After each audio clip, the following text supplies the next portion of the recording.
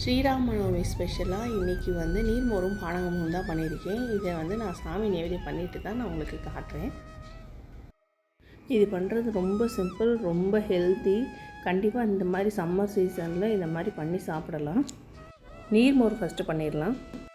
1 cup சிலிப்பாத தயிர் எடுத்து வச்சுருக்கேன். இதில் தண்ணி கலக்கலை, இனிமேல் தான் கலக்க போகிறோம்.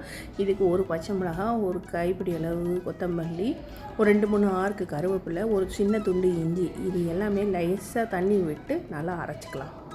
இது ரொம்ப ரொம்ப சிம்பிளுங்க. டக்குன்னு 5 நிமிஷத்தில் பண்ணிடலாம். ஆனால் உடம்புக்கு அவ்வளோ நல்லது. இன்டைஜஷனாக இருக்கிறதெல்லாம் நல்லா டைஜஷன் ஆயிரும். இது அரைக்கிறதுக்காக கொஞ்சமாக தண்ணி விட்டு அரைச்சிட்டு அதுக்கப்புறம் நம்ம தேவையான அளவு தண்ணி சேர்த்துக்கலாம். 1 கப் தயிரை அதில் சேர்த்துடலாம்.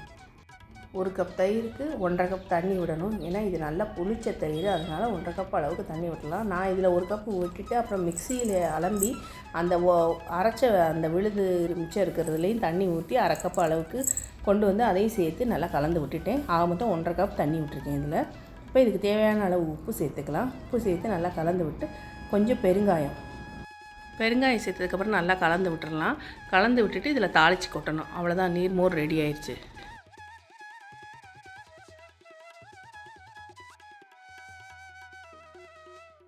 இப்போ தடுக்கா பானில் 1 ஸ்பூன் எண்ணெய் விட்டுருக்கேன். ஒரு 1/2 டீஸ்பூன் அளவு கடுகு சேர்த்துக்கோங்க. இது நல்லா பொரிஞ்சதுக்கப்புறம் நம்ம நீர்மோரில் இதை சேர்த்துடலாம்.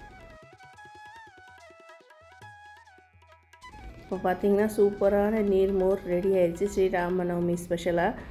அடுத்து பானகம் பண்ணிடலாம்.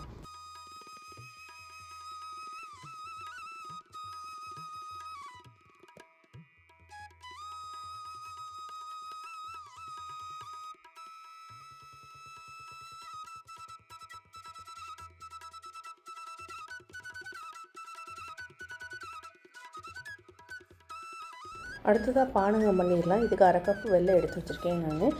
இதுக்கு 1.5 கப்பு அளவு தண்ணி விட போகிறேன்.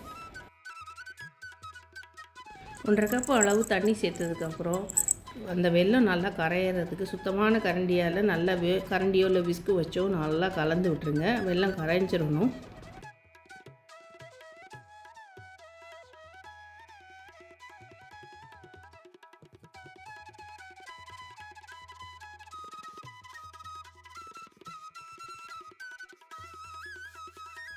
நீங்கள் எவ்வளோ பானகம் கரைக்கிறீங்களோ அதுக்கு தகுந்த மாதிரி ஏலக்காவோட அளவை கூட குறைச்சி இது பண்ணிக்கோங்க. நான் ஒரு 2 ஏலக்காய் எடுத்திருக்கேன். நான் ஒரு 1/2 லிட்டர் பானகம் தான் கரைக்கிறேன். இதை தட்டி நல்லா அதில் சேர்த்துக்கலாம். 1/4 டீஸ்பூன் அளவுக்கு சுக்கு பொடி சேர்த்துக்கோங்க.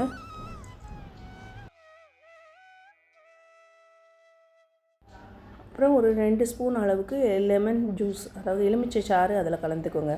இதெல்லாம் சேர்த்து நல்லா கலந்து விட்டிங்கன்னா பானகம் ரெடி.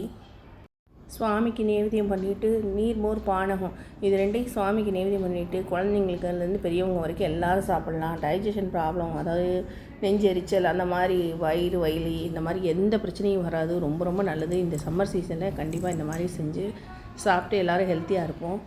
நந்தினிஸ் பேண்ட்ரியை மறக்காமல் சப்ஸ்கிரைப் பண்ணிடுங்க. இந்த வீடியோ பிடிச்சிருந்ததுன்னா லைக் பண்ணுங்கள், ஷேர் பண்ணுங்கள். தேங்க்ஸ் ஃபார் வாட்சிங். பாய் பாய்.